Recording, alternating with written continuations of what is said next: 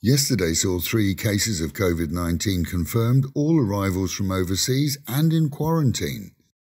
This as Thailand reported its 76th day without any outbreaks of the Chinese-born virus within the population. All 3 were arrivals from Bangladesh and India. A panel of the CCSA has agreed that from August the 13th, all schools should be allowed to open as normal.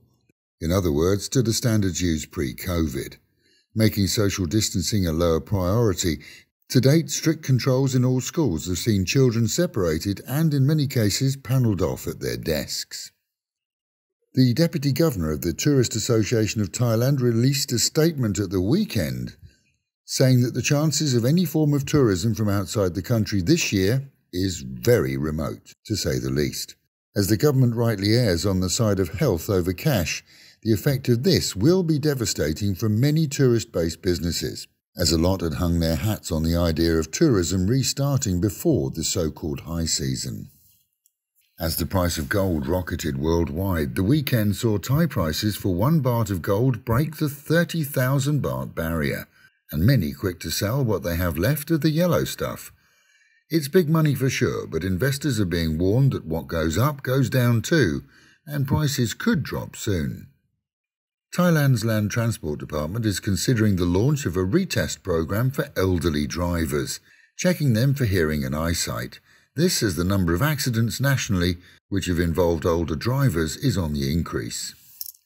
Meanwhile at home and in Pattaya, Walking Street is now Driving Street. This as the Deputy Mayor Ronakit cut the ribbon to allow vehicles to drive through what was once a crowded pedestrian area, and for 24 hours every day.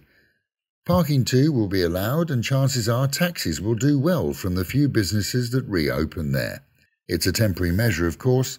Once tourism returns, it will surely return to foot traffic only. 50 police were involved in a raid on a Thai club in South Pattaya at the weekend.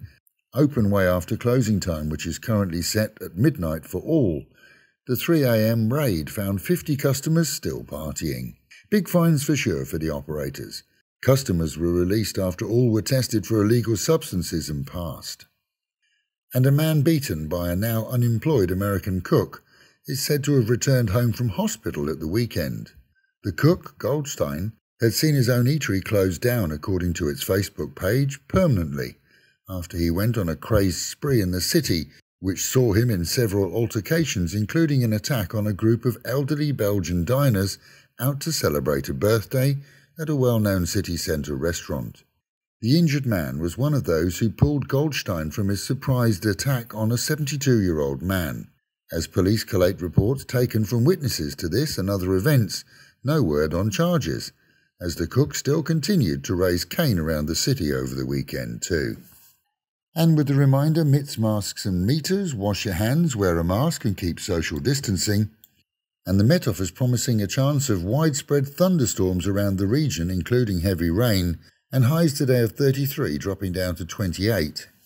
That is the local and national news from Fab FM. For videos and of course to keep up with fabulous Pattaya, visit alwayspattaya.com.